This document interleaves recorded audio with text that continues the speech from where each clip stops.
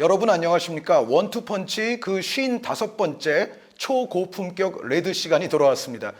오늘 이제 임영철 해설위원과 더불어 나눠볼 주제는 프리미어리그가 이제 프리미어리그는 팀들 간의 경기 수가 확실하게 이렇게 딱 맞아떨어지지는 않아요. 그래서 그렇죠. 약간씩의 이제 경기 수 차이가 있기는 한데 어찌됐건 이제 4경기 혹은 5경기 뭐 가장 많은 팀이 6경기 남은 팀도 있죠. 네. 예, 그런 상황에서 프리미어리그 2021-22 시즌 팀 오브 더 시즌, 코치 오브 더 시즌, 플레이어 오브 더 시즌, 영 플레이어 오브 더 시즌, 사이닝 오브 더 시즌에 관해서 말씀드리는 시간을 갖도록 하겠는데 프리미어 리그에 관한 한 뭐 제 생각에는 대한민국에서 그 누구보다도 공부가 많이 돼 있는 임 의원님이기 때문에 전적으로 이제 임 의원님께 한번 의존을 해보겠는데요. 자, 그러면 이제 프리미어 리그 올 시즌 베스트 11을 이야기함에 있어서 기본적으로 좀 포메이션을 저희는 좀 유연하게 많이 가져가잖아요. 그리고 베스트 11 같은 거 뽑을 때는 아무래도 좀 수비적인 자원들이 약간 이제 손해보는 경우도 있는데 일단 오늘 임 의원님이 생각하시는 포메이션은 어떤 것인지 들어보고 싶어요. 저는 4-3-3을 골랐습니다. 그러면은 아주 그냥 레귤러하고 정상적인 뭔가 꼭 들어가야 될 선수들을 추리다 보니까 자연스럽게 포메이션이 4-3-3으로 딱 잡히더라고요. 그 이야기는 아마도 올 시즌 프리미어 리그에는 수비수들도 4명 정도는 반드시 들어가야 되지 않는가. 네. 그러니까 수비수 4명이 약간 애매모호하거나 아리까리 할 때 그럴 때 이제 3백 만들면서 공격 자원을 더 넣곤 하거든요. 네. 이제 근데 올 시즌은 아마도 제 예상컨대는 양쪽 풀백도 뭐 확실하고 그래서 4명 수비수가 나오지 않을까 싶습니다. 그럼 4-3-3 포메이션에서 일단 올 시즌의 최우수 골키퍼, 베스트 11 포지션 골키퍼를 차지할 선수는 누구죠? 저와 인연이 좀 깊은 선수이기도 한데요. 리버풀의 알리송 골키퍼를 꼽았습니다. 네, 이론의 여지는 거의 없을 거는 같지만 네. 혹시 가장 강력했던 경쟁자 있지 않나요? 있죠. 울버햄튼의 조세사 골키퍼인데 조세사 골키퍼하고 비교를 했을 때 저는 알리송이 리버풀의 현재 리그 상승세를 이끈 것과 이전 시즌들과 다르게 알리송의 부상 이슈가 올 시즌은 리그 기준으로 없었어요. 네. 그래서 알리송 골키퍼의 어떤 부상 공백도 이전 시즌들과 다르게 크게 느껴지지 않은 시즌이기 때문에 풀 시즌을 소화한 점, 그리고 이번 시즌의 알리송의 경기를 보면 나와서 볼을 처리하는 넓은 수비 범위의 타이밍이라든지, 그래서 리버풀이 라인을 올렸을 때 알리송을 믿고 조금 더 공격에 집중할 수 있는 환경이 조성되는 효과가 있죠. 여기에 선방 능력, 알리송 골키퍼가 연결해주는 빌드업 능력까지 봤을 때 정말 결점 없는 육각형 골키퍼의 어떤 모습을 보여주지 않았나. 저는 알리송 골키퍼가 프리미어리그뿐만 아닌 지금 유럽 5대 리그를 통틀어도 탑5 안에는 충분히 들만한 골키퍼라고 생각을 하거든요. 뭐 탑5뿐만 아니라 제 생각에는 쿠르투아 선수가 이제 올 시즌 굉장히 뭐 정말 뛰어난 잘하고 있죠. 퍼포먼스인 거는 뭐 모든 축구팬 여러분들께서 아실 텐데 나중에 이제 시즌 완전히 끝나고 지금 그래도 한 달여가 남았잖아요. 네. 완전히 끝나고 나서 정말 올 시즌 유럽 최고의 골키퍼가 누구냐를 결정할 때 만약에 임영철 해설위원이 좋아하시는 그 리버풀이 쿼드러플이라도 한다면 쿠르투아의 자리를 가장 뺏어갈 가능성이 높은 선수가 알리송이 아닐까 저도 그렇게 생각해요. 네. 제가 보기에는 탑3 안에는 올 시즌이 끝났을 때 리버풀이 지금 단계에서 모두 다 뭐 우승을 하나도 못한다든지 그런 일이 없고서야 일단 하나 했잖아요. 하나는 했죠. 카라바오 컵을. 그런 상황이 아니고서야 충분히 알리송 골키퍼는 유럽 5대 리그 탑3 골키퍼 안에도 들어갈 만한 시즌이라고 생각해요. 그래서 알리송 골키퍼의 이런 활약 자체가 리그 최우수급에 속하기 때문에 울버햄튼의 조세사 골키퍼도 영입이 돼서 아주 좋은 선방을 보여주고, 이 선수도 골킥이 좋아서 역습을 이끌 때 조세사 골키퍼의 역습이 쭉 울버햄튼의 공격 자원에게 연결되는 과정들도 많았어요. 경기 영향력은 매우 훌륭했지만 알리송의 유럽 5대 리그 최우수급 활약에는 아무래도 조금 밀릴 수밖에 없지 않을까, 이런 생각이 들어서 저는 알리송을 꼽았습니다. 네, 알리송 선수가 아직은 더 다재다능한 면이 분명히 있어요. 그리고 저도 동의를 합니다. 네, 데헤아도 고민을 해봤는데 데헤아 골키퍼는 선방은 정말 훌륭했지만 맨체스터 유나이티드가 올 시즌 빅경기, 큰 경기 때마다 대량 실점으로 패한 경기들이 있었고, 그렇죠. 이거는 수비가 아무리 불안했다 한들 또 그 경기에서 데헤아가 선방을 했다 한들 대량 실점의 책임을 피해갈 수는 없을 거라고 생각해요. 알겠습니다. 네. 그래서 골키퍼는 알리송이고 그 다음에는 이제 4명의 수비수를 쭉 한번 불러봐 주세요. 네, 오른쪽 풀백부터 얘기하겠습니다. 트렌트 알렉산더 아놀드, 네. 그리고 버질 반다이크, 네. 그리고 안토니오 리디거, 네. 왼쪽은 주앙 칸셀로입니다. 그냥 설명 안 해도 될 것 같은데 왠지 포백은. 약간 그냥 좀 확실하죠? 네. 그 4명은 올 시즌 역시 유럽 전체 리그 기준으로 봐도 그렇게 넣어도 되지 않겠습니까? 저는 충분히 공감합니다. 네. 왜냐면 좌우 풀백 자체는 리버풀과 맨체스터 시티가 유럽 최우수급으로 풀백을 보유하고 있다고 해도 과언이 아니고, 결국 이 풀백을 비교할 때도 서로 간의 경쟁이었어요. 오른쪽은 워커냐 알렉산더 아놀드냐, 네. 왼쪽은 주앙 칸셀루냐 앤디 로버슨이냐였는데 이 부분에 대해서는 일단 칸셀루와 아놀드로 저는 좀 꼽았고, 근데 칸셀로와 아놀드가 거기서 판정승이라는 데에도 아무런 네. 이의가 없을 거예요. 아마 좀 조금 뭔가 비교가 좀 될 만한 포인트는 그거 같아요. 왼쪽 풀백에 로버슨이냐 칸셀루냐. 그러니까 칸셀로 선수 좌우 다 네. 뛰니까. 이게 참 묘한 게 칸셀루 선수는 전반기는 정말 잘했고 이견 없이 리그 최우수 풀백이었습니다. 근데 후반기 들어서는 약간 기복이 생겼어요. 이거는 맨체스터 시티가 풀백 뎁스가 다른 팀들과 비교했을 때도 그 맨체스터 시티마저도 풀백 쪽은 숫자가 좀 적었거든요. 네. 칸셀루가 좌우를 모두 소화하고 중간에 뭐 워커의 어떤 결장이 좀 길어진 기간이라든지, 그렇죠.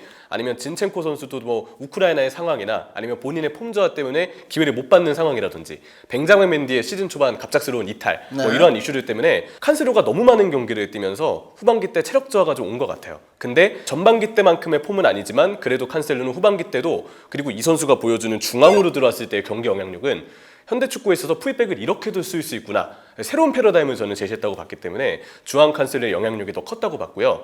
앤디 로버스는 전반기 때 오히려 약간 기복이 좀 있는 경기들이 일부 있었는데 후반기 들어서 지금은 칸셀루보다도 폼이 좋습니다. 그리고 꾸준하게 잘하고 있어요. 요즘 또 아주 결정적인 공격 포인트도 생산을 해줬죠. 네, 이 헤더를 통해서 더비에서의 골도 좀 넣어줬는데, 근데 앤디 로버슨의 경우는 결국 전반기 때 칸셀루의 퍼포먼스가 워낙에 인상적이었던 점, 그리고 주앙 칸셀루가 최근에 조금 기복이 있다 한들 올 시즌 골고루 놓고 봤을 때는 평균적으로 폼이 좋았거니와 이 선수의 중앙으로 들어왔을 때 경기 영향력이 맨시티에 정말 많은 영향을 미쳤던 시즌이라고 생각하기 때문에 저는 주앙 칸셀루가 좀 리그 베스트급에는 맞지 않나라고 생각을 했습니다. 포백은 사실은 저도 동의하듯이 네.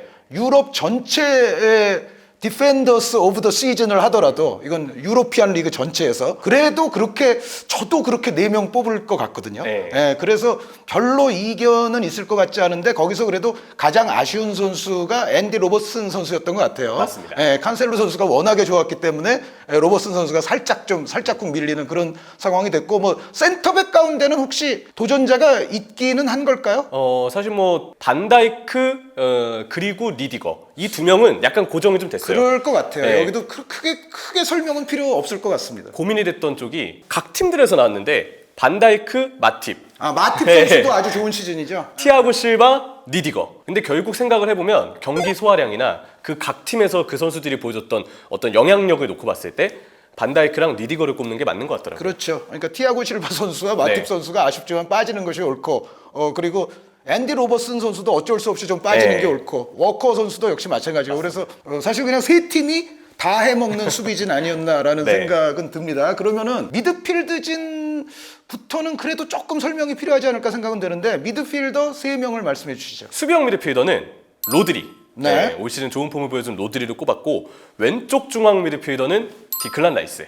네. 오른쪽 중앙 미드필더는 케빈 더브라이너를 넣었습니다. 더브라이너 선수가 뭐 부상 여파 때문에 조금 이제 시즌 초반에 안 좋은 기간도 조금 있었지만, 네. 그럼에도 불구하고 역시 시즌 전체를 돌아봤을 때는 맨체스터 시티는 케빈 더브라이너다, 이런 게 요즘도 이제 증명이 충분히 되고 있고요. 일단 빅매치 때 존재감이 워낙에 압도적이고요. 그렇죠. 그리고 맨체스터 시티가 시즌 전반기 때 더브라이너가 몸 상태 관리를 해야 됐기 때문에 좀 제한적인 출전 시간을 받았고, 나왔을 때 폼이 조금 저조했던 적도 있었지만 결국 맨시티의 엔진은 항상 더브라이너였다고 생각해요. 그런 것 같아요. 네, 네. 수비 커버나 이 선수의 킥을 통한 어떤 전개, 운반, 세트피스 때의 존재감, 득점력까지 보면 더브라이너가 공격형 미드필더나 혹은 약간 중앙 미드필더, 하프 스페이스 쪽을 좀 공략할 수 있는 그 지점에서의 퍼포먼스가 맨시티의 빌드업과 공격 마무리 과정을 모두 이끌기 때문에 저는 실질적인 맨시티의 엔진은 항상 더브라이너다, 이렇게 좀 강조를 좀 하고 싶습니다. 더브라이너 로드리 들어가는 거는 제가 뽑아도 그렇게 했을 것 같아요. 네. 저는 뭐 프리미어 리그를 이미연님만큼 알지 못하지만, 근데 이제 디클란 라이스 선수가 결국은 여기가 조금 경쟁일 것 같거든요. 그렇죠. 여기서 경합자가 있었다면 누구죠? 일단 맨체스터 시티의 베르나르도 실바. 네. 전반기 때 저는 전반기 때 폼이 그대로 쭉 이어졌다면 더브라이너, 베르나르도 실바, 로드리 그냥 3명의 미드필더를 모두 리그 베스트로 주었을 것 같아요. 만약 계속 그렇게 갔으면 지금 리버풀이 1점 차가 아닐 거예요. 그러면 아니죠. 그렇죠? 네, 그러면 아마 토트넘한테 한 번 정도 승점을 따지 않았을까 이런 생각도 들고 하는데, 아무튼 그런 정도로 베르나르도 실바가 전반기 때 활약은 매우 좋았지만 후반기 들어서 베르나르도 실바도 약간 약간 기복이 생긴 점, 체력 저하로 인해서인지 큰 경기 때 우리가 기대했던 것보다는 베르나르도 실바의 존재감은 더브라이너보다는 조금 약했다고 생각해요. 체력이 좀 떨어진 게 눈에 보여요. 네, 그래서 경기 영향력이 전반기만큼 꾸준치 않고 결국 더브라이너에게 시간이 가면 갈수록 스포트라이트가 모아지는 점을 봤을 때 이 선수가 가지고 있는 전술 내에서의 중요성, 큰 경기에서의 활약을 보면 더브라이너가 한 자리를 들어가는 게 맞다. 그리고 결국 베르나르도 실바는 디클란 라이스와 비교를 좀 하게 됐는데요. 디클란 라이스가 일단 이 선수가 왜 수비형 미드필더가 아니냐, 웨스트햄에서 뛰고 있는 자리는 3선 수비형 미드필더가 맞지만 실제로 뛰는 모습이나 영향력을 보면 저는 이 선수가 박스 투 박스 미드필더에 더 가까운 유형이라고 생각해요. 그러니까 이 선수를 단순히 3선 자리에서 수비 커버만 맡기기에는 이제 너무나도 장점이 많아졌기 때문에 그렇게만 쓰자니 오히려 더 아쉬운 선수가 됐다. 웨스트햄에서도 소우책과 같이 3선을 구성하게 되는데 소우책도 활동량이 많고 라이스도 활동량이 많으니까 한 선수가 수비 커버를 도맡기보다는 그냥 전방위적으로 뛰면서 압박하고 커버하는 형태의 수비가 좀 많은 편이에요. 물론 그 중에서도 라이스가 그나마 소우책이 전진할 때 좀 뒤를 커버하는 경향은 있지만, 그래서 디클란 라이스는 박스 투 박스 미드필더에 좀 가깝고 전진된 배치를 하는 것이 충분히 무리가 없다. 그리고 이 선수가 보여준 볼 운반 능력, 전개 능력의 발전, 이전과 다르게 공격에서의 영향력이 매우 크게 늘어났고, 웨스트햄이 롱볼 이외의 또 다른 빌드업 수단은 디클란 라이스의 볼 운반과 전환이 중심이 될 때가 많거든요. 네. 그래서 저는 라이스가 분명 한 자리는 들어가야 하는 것이 맞고, 잉글랜드 선수니까 자국 언론이 분명 많이 푸싱을 해줄 거예요.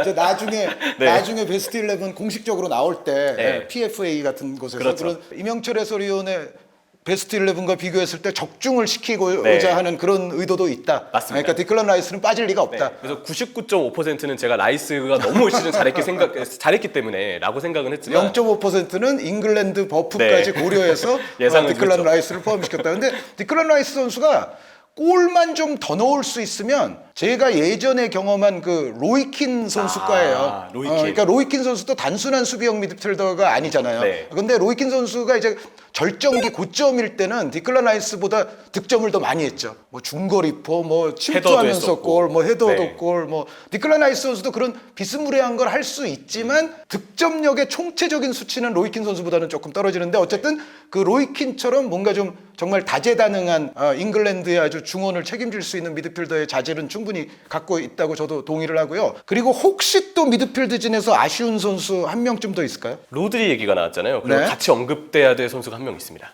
파비뉴. 아, 그렇죠. 네. 네, 또 맨시티와 리버풀 네. 간의 그 경쟁 구도에서 파비뉴도 로드리만큼의 중요성이 있죠. 사실 정말 둘을 비교해서 누가 우위라고 말하는 게 쉽지 않습니다. 파비뉴도 로드리도 정말 꾸준하게 잘하고 있고, 두 팀의 이 수비형 미드필더 뎁스를 보잖아요.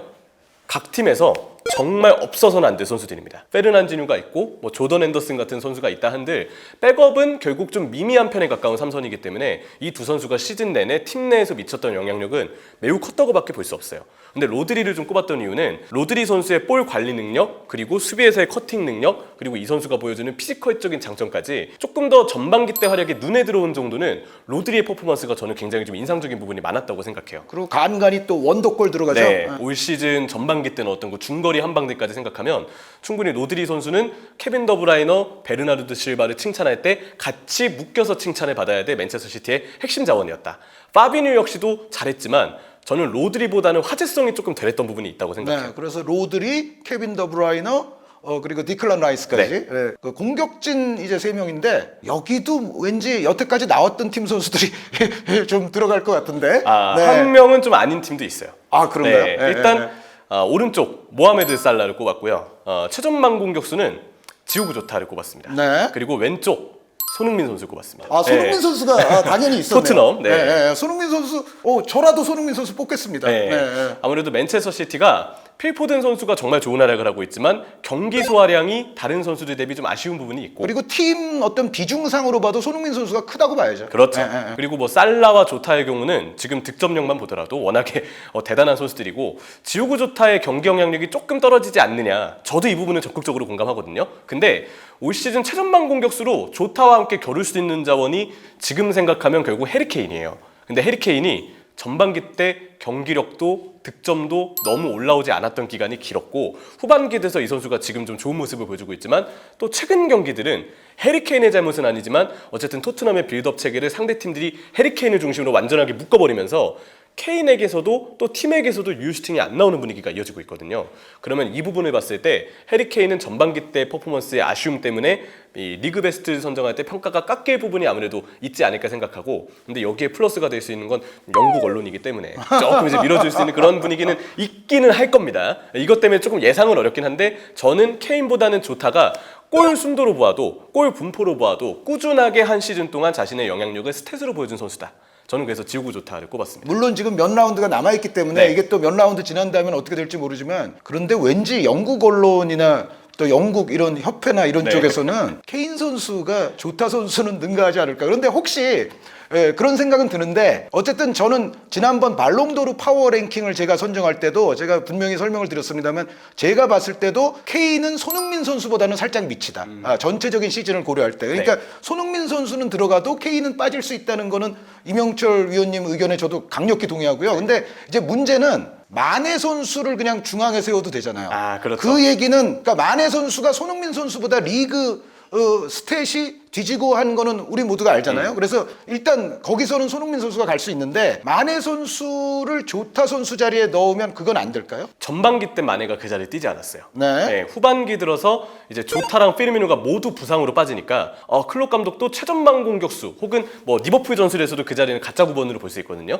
그 자리에 설 수 있는 선수가 필요하다. 그래서 세운 선수가 사디오 마네인데, 마네가 그 이후로 활약이 지금 이 자리에서 놓고 봤을 때는 베스트라고 볼 수 있죠. 하지만 중앙 자리에서 마네가 올 시즌 전반기부터 뛴 것이 아니고 비교적 최근부터 경기를 뛰었던 것인데다가 여전히 조타나 피르미노가 선발인 경기에서는 마네가 왼쪽으로 나올 때가 많아요. 그래서 그런 점들을 보면 마네는 가운데 공격수로 비교가 되기보단 올 시즌 좀 더 비중 있게 뛰었던 왼쪽 윙포워드에서 경쟁을 하는 것이 옳아 보입니다. 근데 그렇다면 스탯으로만 놓고 봐도 또 한 팀에서 그 선수의 활약 분포도 꾸준함, 그 선수의 활약이 가지고 있는 지분을 보면 손흥민 선수가 조금 더 우위에 있는 게 맞다고 생각해요. 근데 저는 여기서는 의견이 약간 갈릴 것 같아요. 그러니까 네. 처음으로 이제 임 의원님과 의견이 좀 갈리는 대목인데, 그냥 공격수 3명을 뽑을 때는 그 선수의 위치가 굳이 주 위치가 어디냐를 생각하지 않으면, 저 같으면 그냥 손흥민, 살라, 마네, 그냥 그 뭐 살라가 가운데 가건 뭐 마네가 가운데 가건 손흥민이 혹은 가운데 갈 가고 수도 있고. 마네가 왼쪽으로 가건 그거는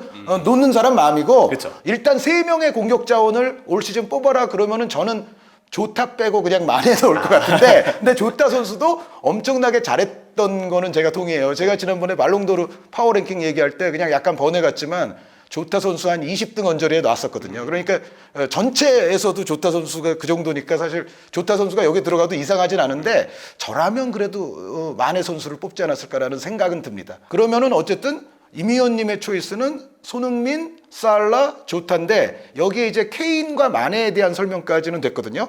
한 명 정도만 혹시 들어갈 만한데 빠진 후보가 있다라는 선수는 있을까요? 사실 와포드의 엠마누엘 데니스는 제가 전반기 때는 베스트 11으로 좀 꼽았었어요. 네. 근데 엠마누엘 데니스는 후반기 때 너무 폼이 이어지지 않고 있어서 완전히 좀 부진한 시기를 좀 겪고 있죠. 혹시 제가 질문할게요. 네. 아이반 토니 선수 어때요? 아이반 토니는 저는 베스트는 아닙니다. 베스트에 네. 못 들어간다. 아이반 토니는 근데 저는 이 선수를 되게 좋아하는 게 리버풀 팬이잖아요. 제 리버풀 팬의 입장에서 말씀드리면 공격수로 저는 백업 공격수로 한번 영입했으면 좋겠어요. 이 선수가 공중볼에 대한 확실한 탈취 능력이 있고 또 의외로 기술이 나쁜 편은 아니에요. 그렇다고 뭐 아주 우아한 기술을 무기로 삼는 기교파라고까지 부르진 못하겠지만, 그래도 이 선수가 적당한 간수와 연계는 해줄 수 있을 정도로 발기술을 가지고 있는 편이고, 그리고 준수한 침투 능력을 지녔죠. 속도가 준수하기 때문에 돌아뛰면서 본인의 이 1대1 찬스를 만드는 능력, 배우를 찌르는 능력, 그리고 아래로 내려와서 경합하는 능력까지 꽤 많은 장점을 다양한 방향으로 가지고 있는 선수라고 생각해요. 근데 제가 이 선수를 베스트급으로는 보지 않는 이유가, 그러니까 베스트에는 사실 못 들어가요. 네. 아까 저 마네, 케인도 빼놓으셨는데 그쵸. 뭐 토니가 들어가기는 조금 어려운 건 네. 사실인데, 그러니까 어떻게 혹시 생각하시나?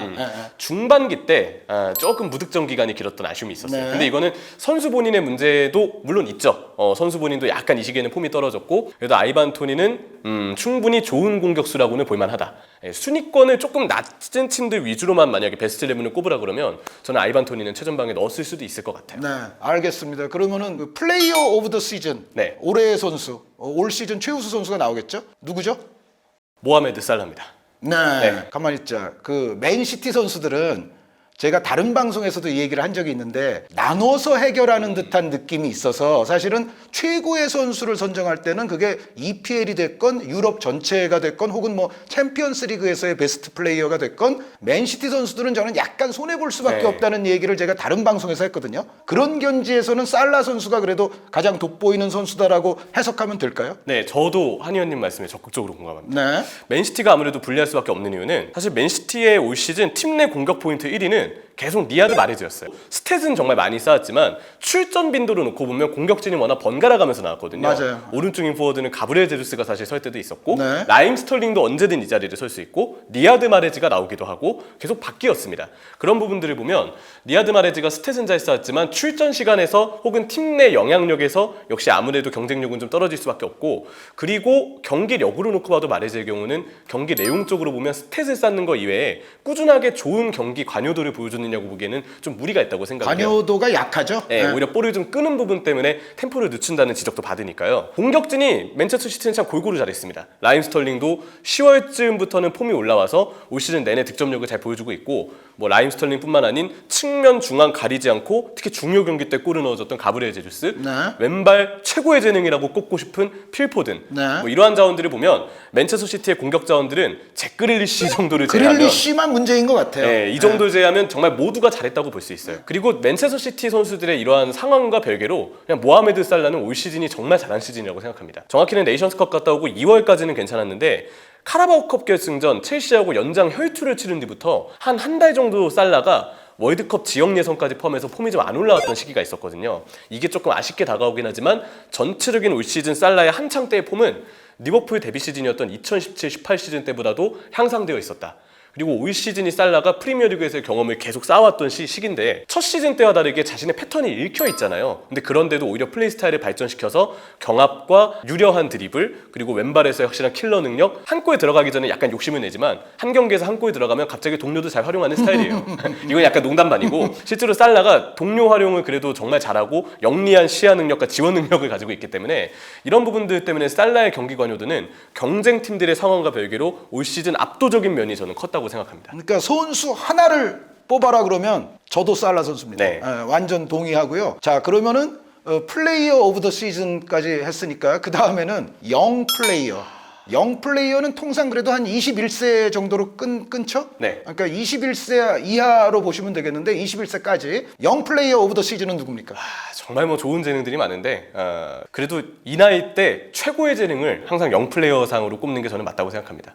필 포든입니다. 네, 필 포든 선수가 뭐 당연한 것 같이 약간 느껴지기도 하는데 네. 지난 시즌 그 PFA 영 플레이어죠. 그렇죠. 근데 영 플레이어는 뭐 나이까지는 계속 탈 수도 있어요. 네. 그리고 필 포든 선수는 제 생각에는 잘하면 올 시즌에는 아직 그게 공식 발표는 안 난 것 같은데 그 플레이어 오브 더 시즌 있잖아요. 그러니까 올해의 선수 후보에도 들어갈 수 있는데 그럼에도 불구하고 그냥 영 플레이어 줘도 될 것 같아요. 왜? 나이가 여전히 괜찮으니까. 네. 필 포든 선수 뭐 타는 건 당연한 것 같은데 혹시 경쟁자가 가장 강력한 선수가 하나 있다면 누가 있죠?